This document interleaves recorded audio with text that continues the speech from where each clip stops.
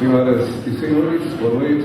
Sejam bem-vindos e bem-vindas à Universidade Federal da Paraíba. A partir de agora eu peço a gentileza de todos vocês para que mantenham seus aparelhos celulares desligados ou em modo silencioso. Sejam bem-vindos ao 7º Seminário Internacional de Direitos Humanos da Universidade Federal da Paraíba. Realização: Universidade Federal da Paraíba, através do Centro de Ciências Humanas, Letras e Artes, Núcleo de Cidadania e Direitos Humanos e Programa de Pós-Graduação em Direitos Humanos, Cidadania e Políticas Públicas. Programa de Pós-Graduação em Ciências Jurídicas do Centro de Ciências Jurídicas. Pró-Reitoria de Extensão e Assuntos Comunitários, Comissão de Direitos Humanos da UFPB, Centro de Referência dos Direitos Humanos. Cátedra Unesco, Direitos Humanos e Violência, Governo e Governança. E Comissão de Anistia do Ministério da Justiça do Brasil, com o apoio da Coordenação de Aperfeiçoamento de Pessoal de Nível Superior, CAPES, Programa das Nações Unidas para Desenvolvimento do Brasil, PNUD Brasil, Governo do Estado da Paraíba, Prefeitura Municipal de João Pessoa, Secretaria de Desenvolvimento Social, Fundação José Américo e Instituto Alpargatas. Parcerias: Secretaria de Direitos Humanos da Presidência da República, Associação Nacional de Direitos Humanos, Pesquisa e Pós-Graduação, ADEP Brasil, Comitê Nacional de Educação e Direitos Humanos Brasil, Fondazione Lélio e Lisli Basso, Roma, Itália, Comitê Paraibano de Educação e Direitos Humanos, Comitê Paraibano da Verdade, Memória e Justiça, Comissão da Verdade Non Helder Câmara de Pernambuco, Comitê Estadual pela Memória, Verdade e Justiça do Rio Grande do Norte, Programa de Pós-Graduação em Filosofia, Programa de Pós-Graduação em Educação, Programa de Pós-Graduação em Geografia, Programa de Pós-Graduação em Antropologia e Gabinete do Deputado Federal Luiz Albuquerque Couto. Senhoras e senhores, peço, por favor, que todos fiquem de pé para a execução do hino nacional.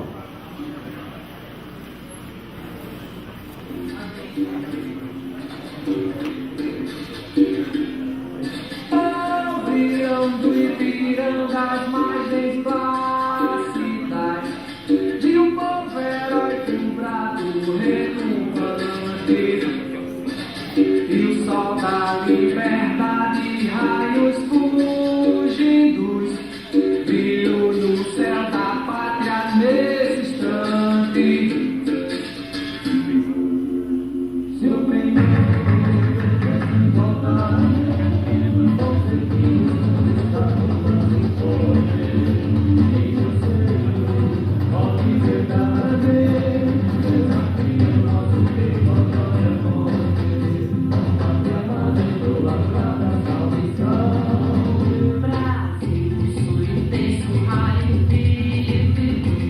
de amor e de esperança.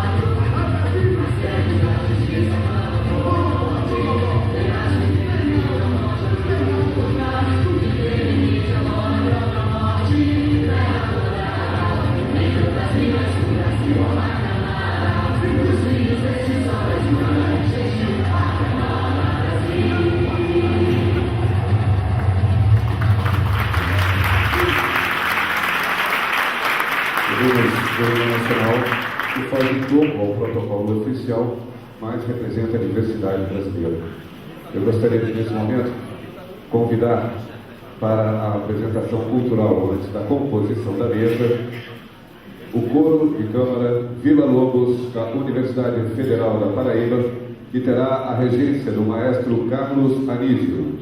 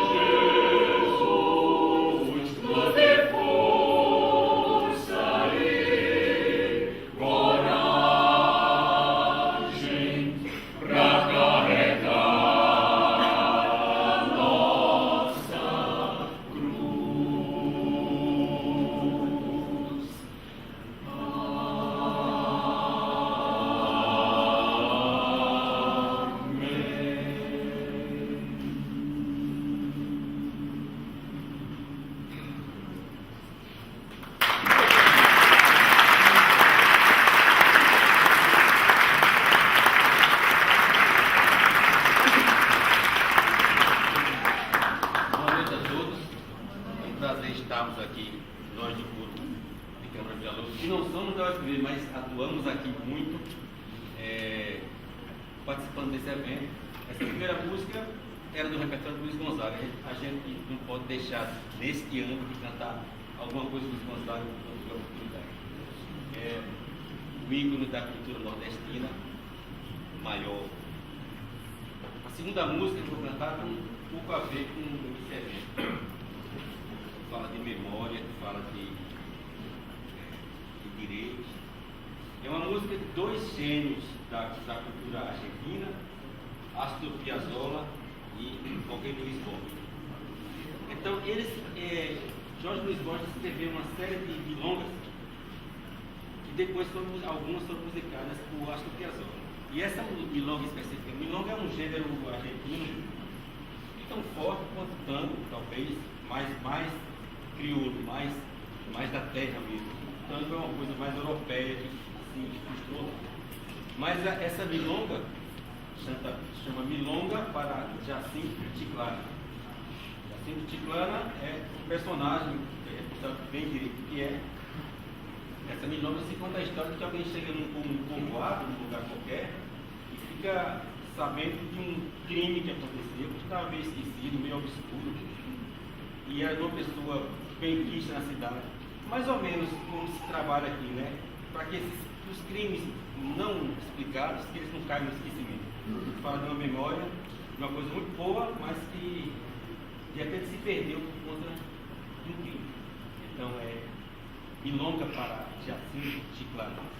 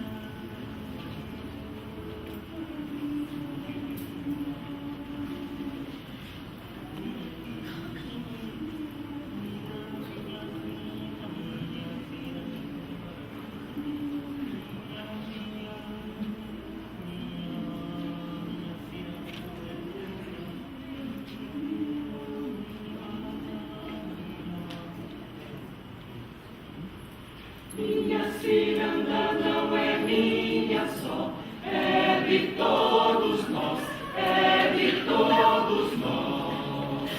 A melodia principal que vi é a primeira voz, é a primeira voz.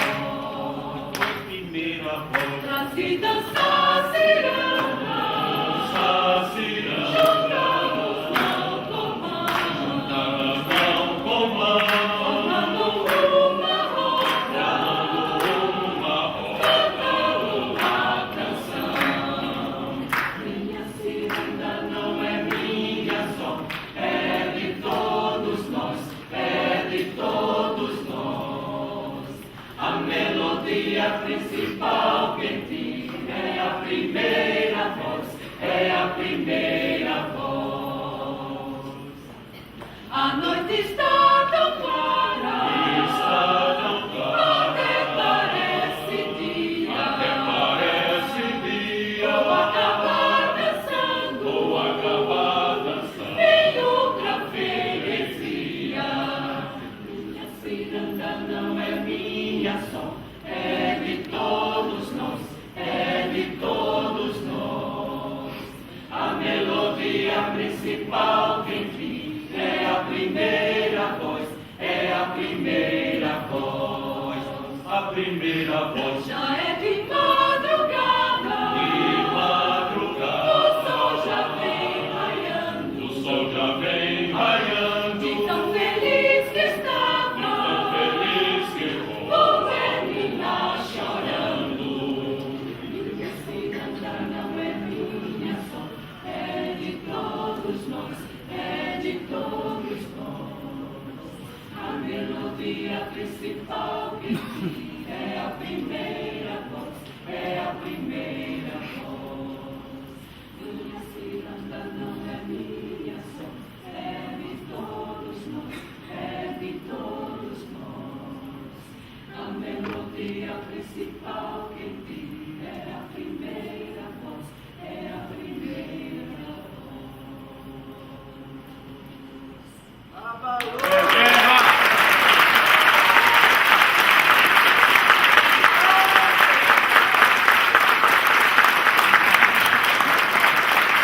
Nossos agradecimentos ao coro de Câmara Vila Lobos da Universidade Federal da Paraíba, teve a regência do maestro Carlos Aguizzi.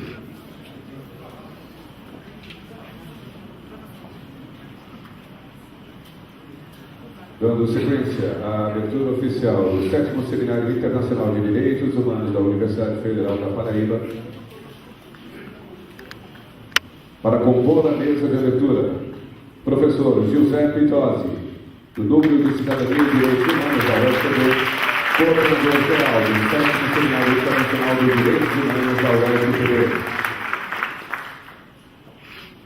Doutor Gilney Amorim Viana, representando a doutora Maria do Rosário, ministra de Direitos Humanos da Presidência da República.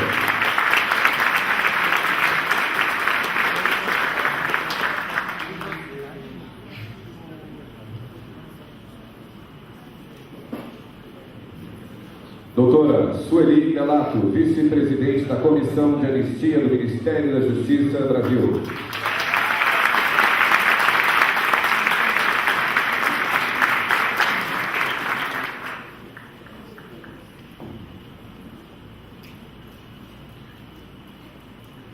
Doutora Marcela Gutierrez, representando a Cátedra Unesco de Direitos Humanos e Violência, Governo e Governança.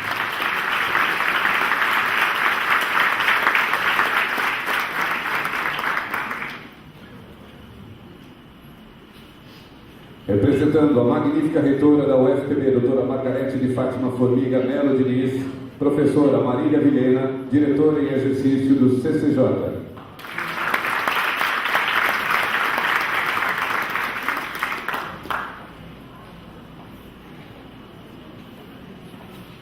Representando o governador da Paraíba, Ricardo Coutinho, doutor Valdir Porfírio, chefe de gabinete do governador do estado da Paraíba.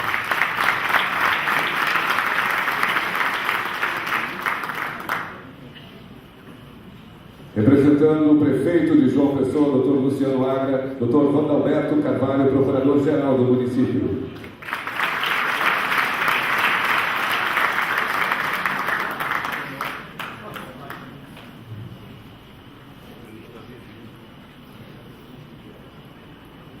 Senhora Juliana Teixeira, secretária executiva do Memorial das Ligas Camponesas.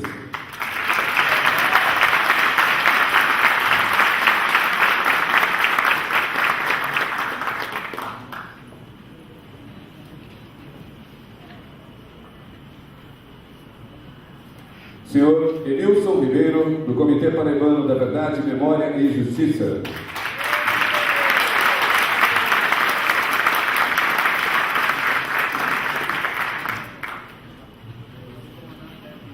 Representando o presidente da OAB Seccional Paraíba, Dr. Odon Bezerra, advogado Alexandre Guedes, conselheiro da OAB.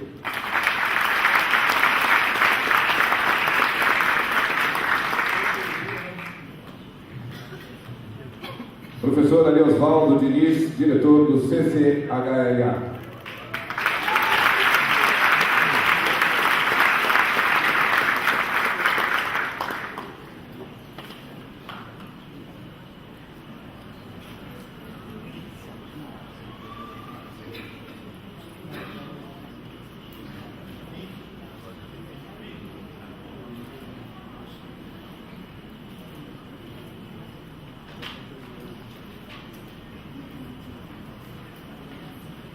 Composta a mesa, ouviremos professor José Tosi, do Núcleo de Cidadania e Direitos Humanos da UFPB e representando a comissão organizadora do evento. Boa noite a todas e a todos. Uma grande satisfação e emoção estar aqui presente com essa mesa de pessoas que já enfrentaram a luta pela ditadura militar, que são militantes de direitos humanos, e com esse público que veio para a inauguração desse seminário. Como vocês sabem, o evento, o seminário, o 7º Seminário Internacional de Direitos Humanos, é promovido pela UFPB, por vários órgãos da UFPB que atuam na área dos direitos humanos, entre eles os programas de pós-graduação em direitos humanos do Centro de Ciências Humanas e do Centro de Ciências Jurídicas, em parceria com a Comissão de Anistia do Ministério da Justiça, que irá realizar durante o evento a 64ª Caravana da Anistia, e com a Cátedra Unesco de Direitos Humanos e Violência, que vai realizar o seu encontro anual da rede das universidades que compõem a cátedra. O tema escolhido esse ano não poderia ser mais oportuno, porque, como todos sabem, finalmente o Brasil instaurou a Comissão de Verdade, e é um momento que a sociedade civil precisa se mobilizar para que essa comissão está guardando tantas esperanças do povo brasileiro, e esse seminário também se insere no apoio a esta Comissão de Verdade. O tema da justiça de transição, nas suas várias dimensões, da justiça no sentido estrito, da memória da verdade, da reparação nos processos de transição das ditaduras latino-americanas. O seminário acontece num momento histórico e geopolítico relevante para a região, que é o processo que eu considero muito promissor da integração latino-americana, sobretudo da América do Sul. A América Latina viveu durante a Guerra Fria os períodos terríveis das ditaduras militares que se espalharam por todo o continente. Depois dessas ditaduras, tivemos um processo de democratização neoliberal que acelerou e aprofundou as desigualdades sociais. E, finalmente, nesta última década, pela primeira vez em sua história, a região como um todo tem a chance de superar o histórico desencontro que caracterizou a história da América Latina entre os direitos de liberdade e os direitos de igualdade. Há uma possibilidade, o que está acontecendo é que, ao mesmo tempo, estão se promovendo as liberdades democráticas e as garantias individuais, conjugadas com o desenvolvimento sustentável, com a diminuição das desigualdades e os resgates da dívida social e a inclusão social. É nesse contexto de integração que se insere a justiça de transição como um aspecto essencial do processo de democratização da sociedade do Estado latino-americano. Quando, como no caso do Brasil e de outros países, este processo não se concluiu satisfatoriamente, as consequências são gravíssimas.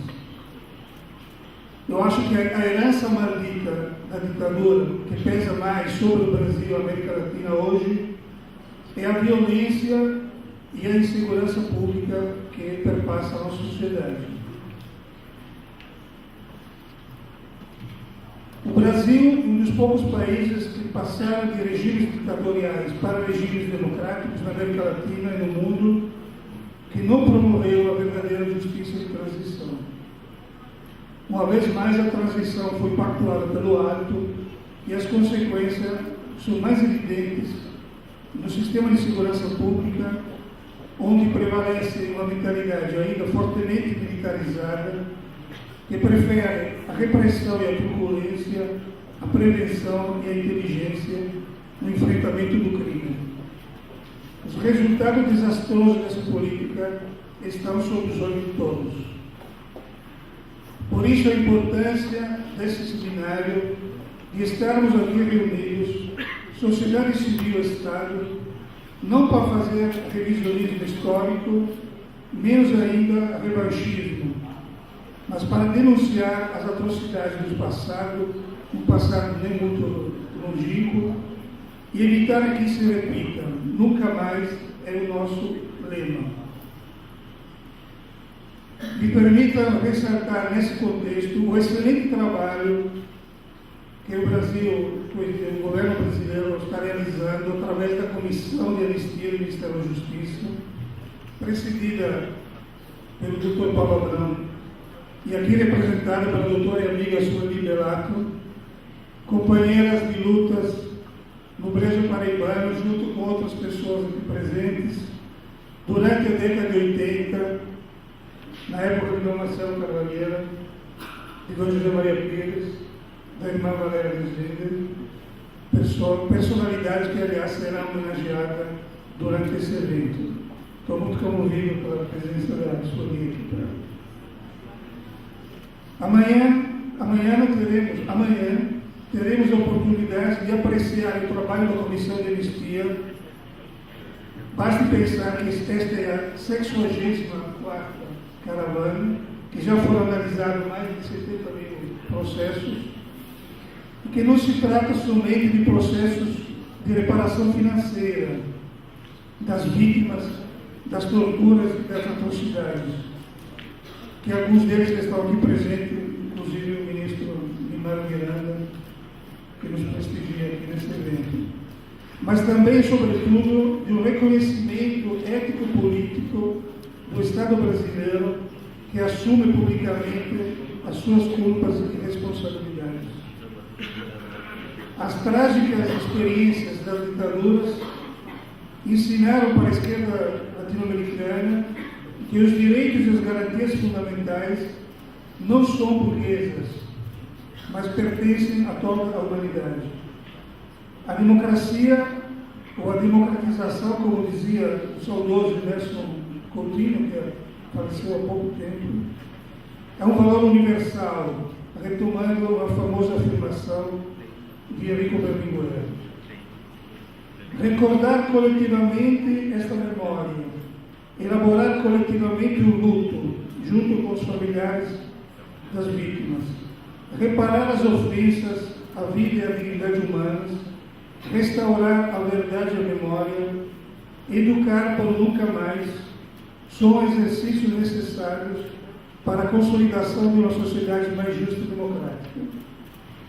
Como dizia uma militante do grupo Tortura Nunca Mais, quando se tortura uma pessoa, se tortura com ela toda a humanidade.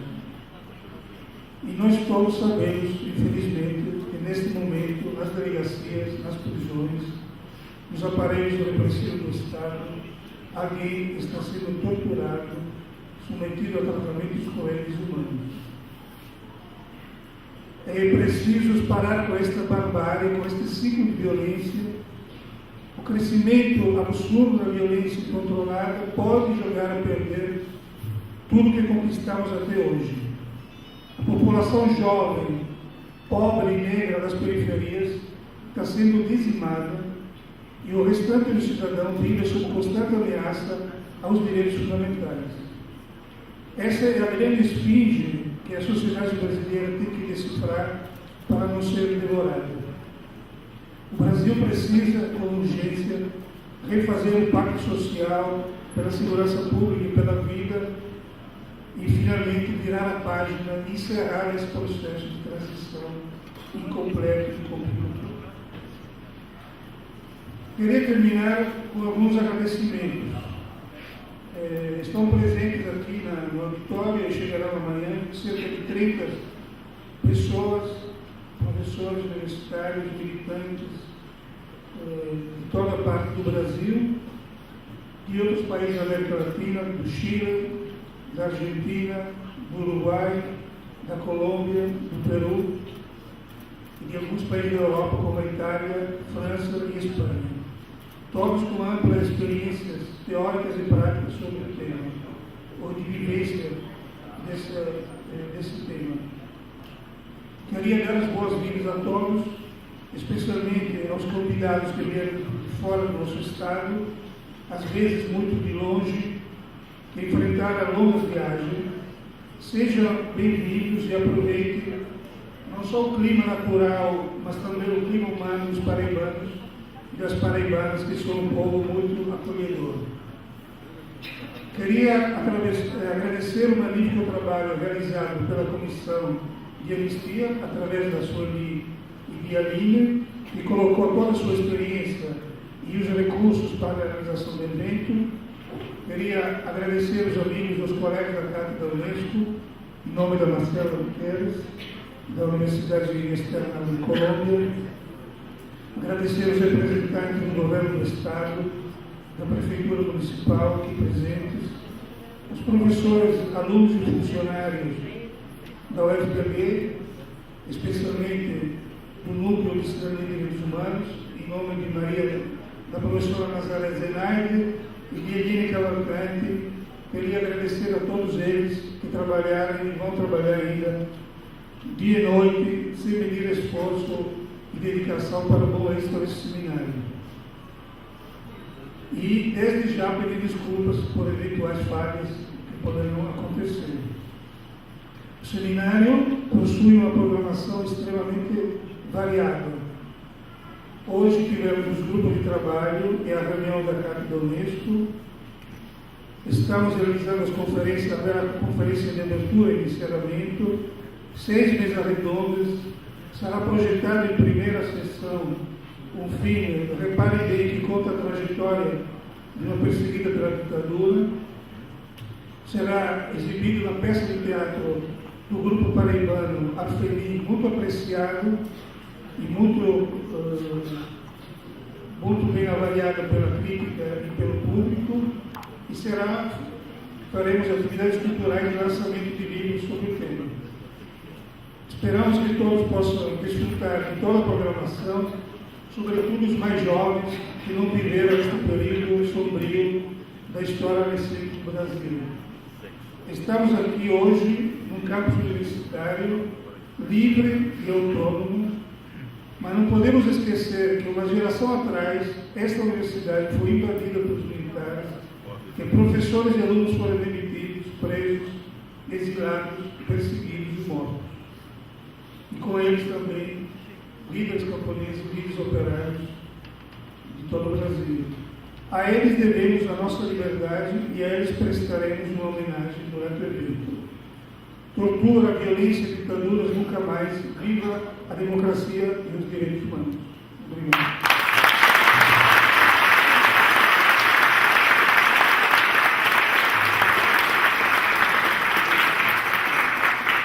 Ouviremos a doutora Sueli Delato, vice-presidente da Comissão de Anistia do Ministério da Justiça.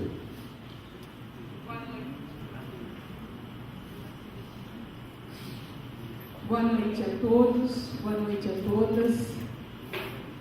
Da mesma forma que o Giuseppe fez a manifestação de carinho o que eu também saúdo a todos aqui.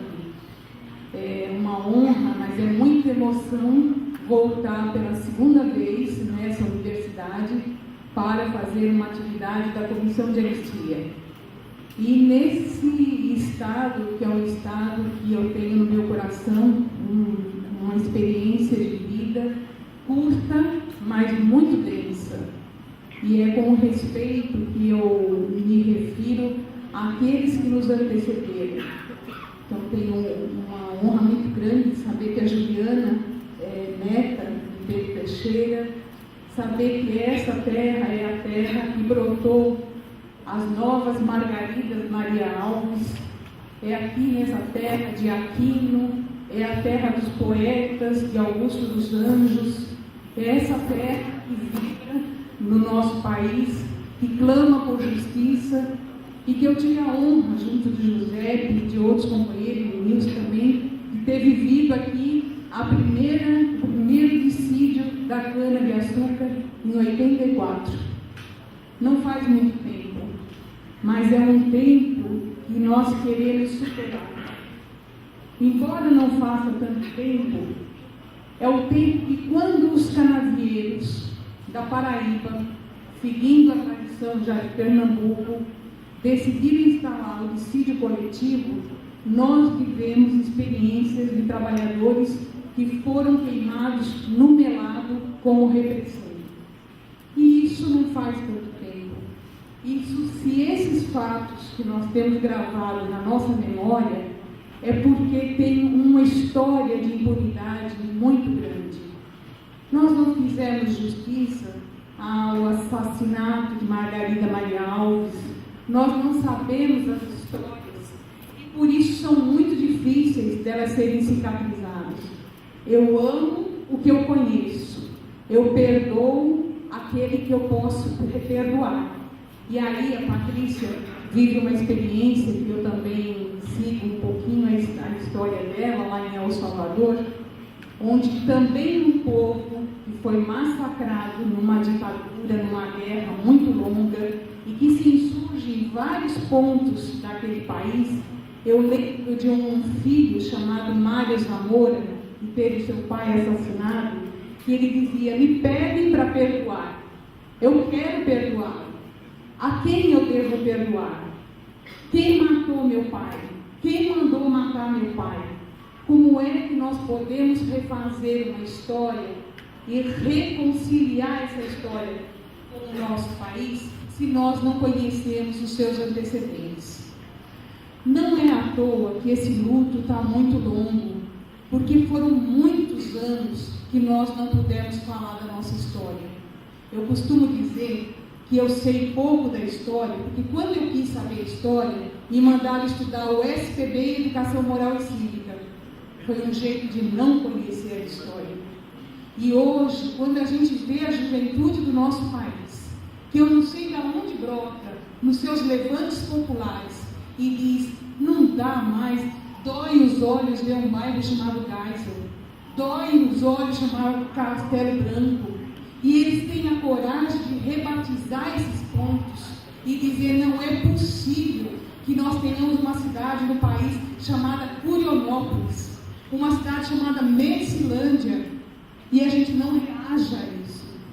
Então, quando eu vejo a ciranda, no dia de hoje, tão lindamente orquestrada aqui, eu penso, essa iniciativa de buscar a verdade é uma grande ciranda.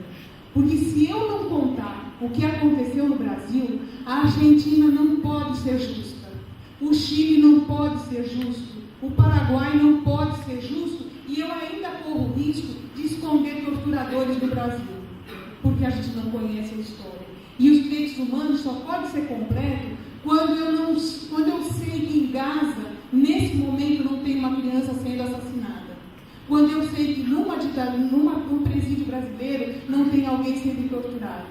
Então só tem uma forma: nós recompormos a história, dizendo que projeto de país nós queremos ter, que nação que nós queremos ter, que não encobre o seu passado, que não esconde o seu passado e revela a verdade para a juventude, aponta um caminho de justiça e de paz, mas um caminho que não é é efêmero, que não passa, que não tem medo de novas ditaduras. Esse é o período mais longo na tradição da história do Brasil de uma democracia.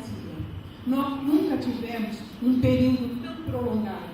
Queira Deus que nós aperfeiçoemos essa democracia, que a nossa história, como diz o canto lá do Zé Vicente, já começou mal. Começou mal, golpe sobre golpe. Ou porque foi que nós tivemos uma república?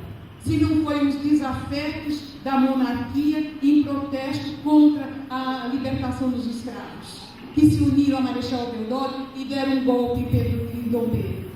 E a nossa história foi sucessiva. O Marechal Deodoro não terminou o mandato, porque o Floriano Peixoto deu um outro golpe em cima dele. E assim é a nossa história. É uma história de sucessões de golpes. Esse é o período mais responsavelmente democrático que nós temos na história do país. E temos que zelar por ele. E por isso amanhã nós vamos instalar aqui mais uma vez a Caravana da Anistia. Para conhecer a história de 7 brasileiros que não pouparam, deram tudo que tinham para um país melhor. Deram a sua própria vida. Nós ajudaremos, no período das 8h30 até as 14 horas, realizaremos a Caravana da Anistia.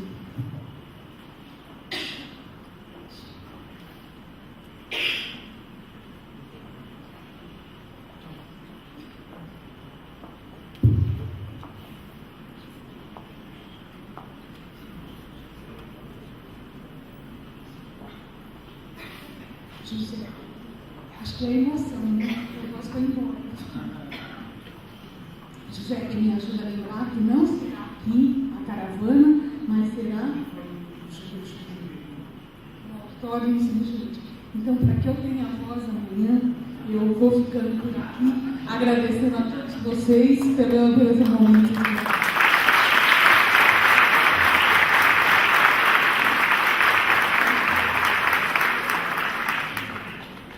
Ouviremos a doutora Marcela Gutierrez, da Cátedra Unesco de Direitos Humanos.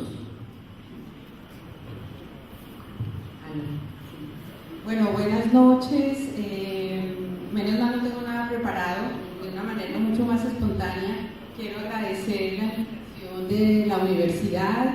Quiero contarles que la Cátedra Unesco se ha reunido hoy todo el día y aprovecho a comentarles de qué se trata en un minuto. La Cátedra Unesco, el centro está en la Universidad Externada de Colombia, en Bogotá, pero hemos creado una red en Ituín con 6 universidades más que están aquí presentes. Está Paraíba, está la Universidad de Camerino, la de Italia, la Universidad de Nanterre, de Francia, y la Universidad de Unicinos, la Universidad de PUC y la Universidad de Carlos III de Madrid. Es una red que, ¿en qué consiste? Consiste en que la universidad no puede ser indiferente ante las violaciones permanentes de derechos humanos en todos los continentes, desgraciadamente, y hemos decidido crear esta Cátedra Unesco en el marco, y se ha denominado así, Violencia, Derechos Humanos, Gobierno y Gobernanza. Quiere decir que estamos haciendo investigación con lógicamente estudiantes, profesores, pero con las instituciones y con la sociedad civil. Cada país tiene su proyecto de investigación, de ahí que además de la investigación, si aquí hay maestrías, doctorados, la idea es que este proyecto no se quede en cada universidad, sino que se internacionalice. Tenemos las páginas web donde están todos los proyectos de cada universidad. Entonces, cada estudiante que le interese conocer los proyectos de las otras universidades, ¿por qué no buscar tutoría o cotutoría de otros profesores de su ámbito universitario, sino por qué no de la red internacional? Por otro lado, hemos considerado que si este proyecto surgió en la Facultad de Derecho, no podemos solo trabajar con la realidad jurídica, que a veces es residual, sino también con las realidades de otras disciplinas.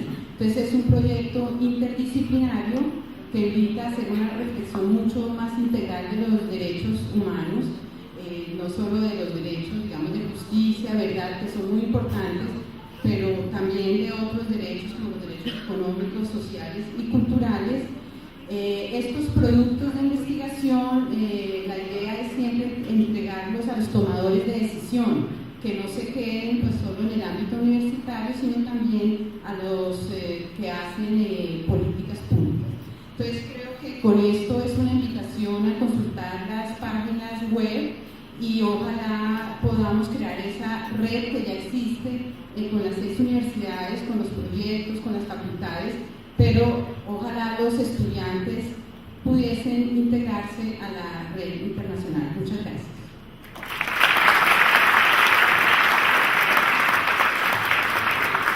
Senhoras e senhores, nós veremos neste momento representando a magnífica reitora, professora Margarete de Fátima Formiga Melo Diniz, a doutora Marília, professora Marília Vilhena, diretora em exercício do CCJ. Então, boa noite a todos. Então, fico muito feliz em representar a Universidade Federal da Paraíba, em nome da reitora, professora Margarete Diniz, e também um pouco de improviso.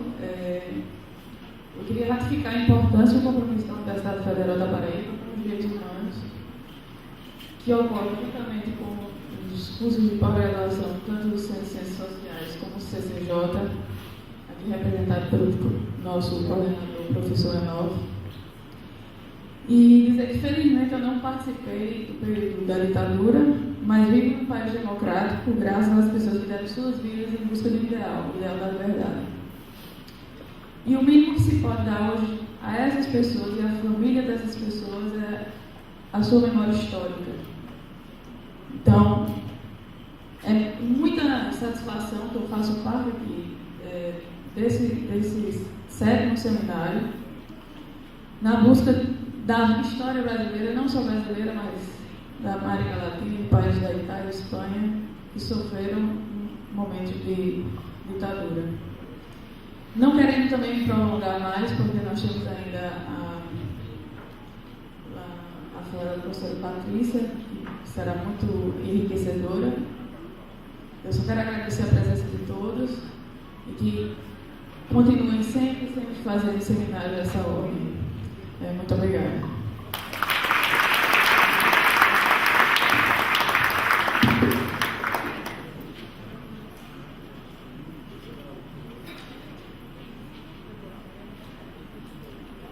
Muito bem, senhoras e senhores, ouviremos nesse momento o Dr. Gilney Amorim Viana, representando a doutora Maria do Rosário, ministra dos Direitos Humanos da Presidência da República.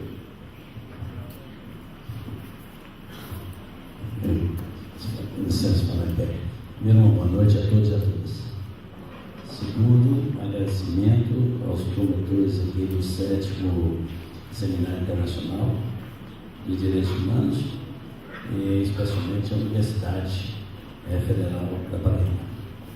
Vejo que nós temos uma pleiade de parceiros, inclusive parceiros internacionais, que brilhando e que enriquecem esse seminário.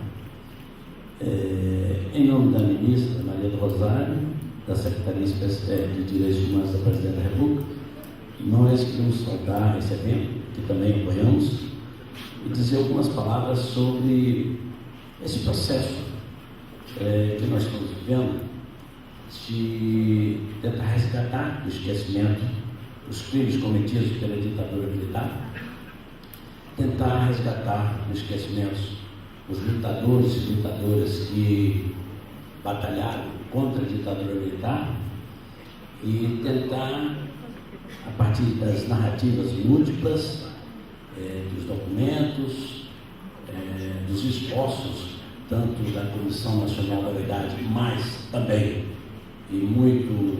com muito justiça e com muito valor, os esforços da sociedade, que possa contribuir para recuperar e reconstruir essa memória e recontar esta história. Nós estamos muito ligados nisso. E algumas verdades já são conhecidas e outras estão por conhecer. E algumas verdades conhecidas nós vamos estabelecer entre nós para que esse processo de resgatar a memória, de recontar a história, ela não tem uma base falsa. Primeiro, a verdade é que no dia 31 de março, no dia 1º de abril de 1964, houve um golpe militar no Brasil, apoiado por políticos civis conservadores, por uma elite econômica que não tolerava a luta de classe. A luta de classe, vamos falar as coisas bem claro, você entendeu? Seja ela na sua expressão mais simples, uma luta econômica, a luta por salário, a luta por direitos trabalhistas, e achavam que qualquer luta que alargasse a cidadania da classe trabalhadora, seja cidade, era uma ameaça ao seu poder e era visto como um viés ideológico que nós da esquerda gostaríamos até que tivesse, mas não tinha. Era mais democrático que uma coisa comunista, socialista, mas em qualquer manifestação que eles identificavam como vindo do povo, da classe trabalhadora, era como se fosse obra dos comunistas. Eu diria assim, como comunista que eu era antes de você, mas não era. Não é isso, não? Bem, então essa é a primeira verdade. Isso é basilar, é um corte na história do Brasil.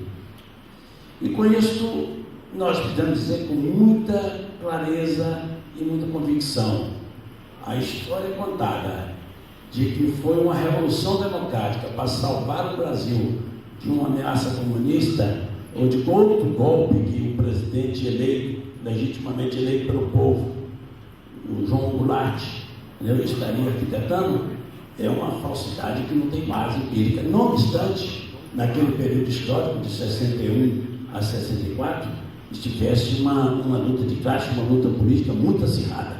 Isso é verdade, com várias nuances.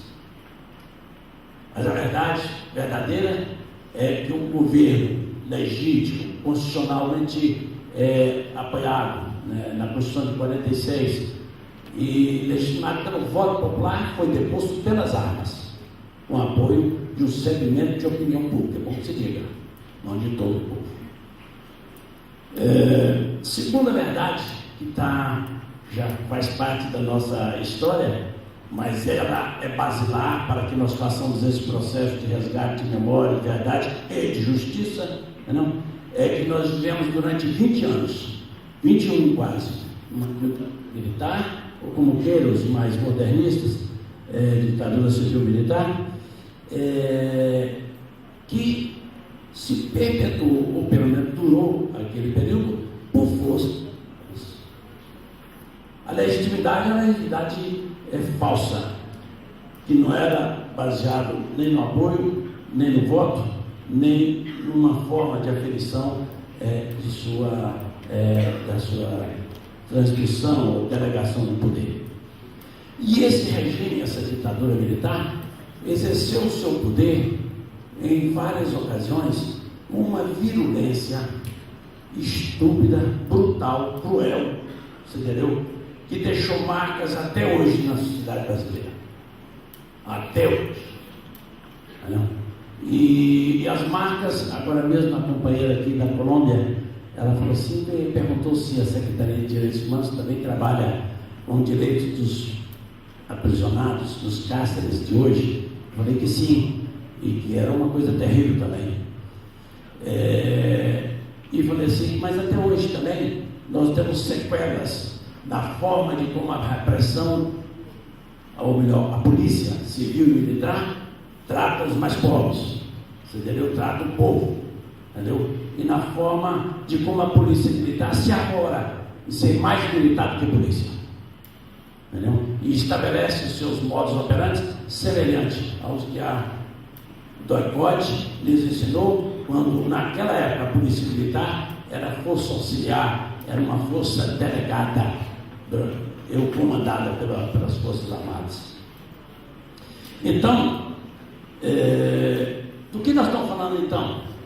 Nós estamos falando o seguinte, de que mesmo quando outra mentira não é verdade, e nós temos que começar por aí, de que quando se promoveu a anistia com a Lei 6683 de 1979, foi fruto de um acordo político. Isto não é verdade. Não é verdade, né, Nilson? Porque nós estávamos no cárcere, nós nunca acordamos com a ditadura militar. E outra coisa, essa foi uma anistia muito importante, que recuperou a cidadania e os direitos daquelas que foram expulgadas da vida política e puderam voltar. Mas não saiu um preso político em função da anistia de 79. Os que saíram, como nós outros, você entendeu? Saímos por força de uma aplicação de um mecanismo de redução de pena e da aplicação do Código Penal militar, tudo era militar, você entendeu? Que facilitava você, como qualquer Código Penal, de processo penal, e possibilita cumprir mais de metade da pena, você cumprir em liberdade condicional. E foi isso que aconteceu. Então, que acordo foi esse da lei da anistia? Entendeu? No qual as forças que eram opositoras ao regime não foram consultadas, nem aquelas que estavam no cárcere, nem aquelas que estavam na clandestinidade e nem aquelas que estavam no exterior.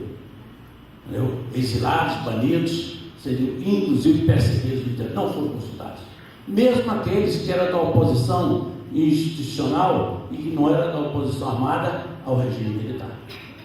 Então, isso é muito importante, porque nós vamos tocar nesse assunto logo adiante, depois de uma outra consideração.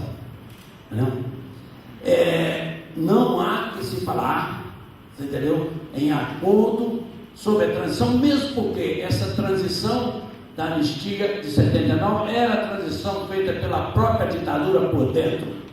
Na verdade, ela foi negociada com o setor militar que administrava os presídios, os centros de tortura, os doicotes, entendeu? Que já não aceitava a tal da abertura política ou da extensão lenta e gradual, entendeu? Que os generais, entendeu? Particularmente a partir do general Gás, se propunham e executaram. Com eles fizeram acordos.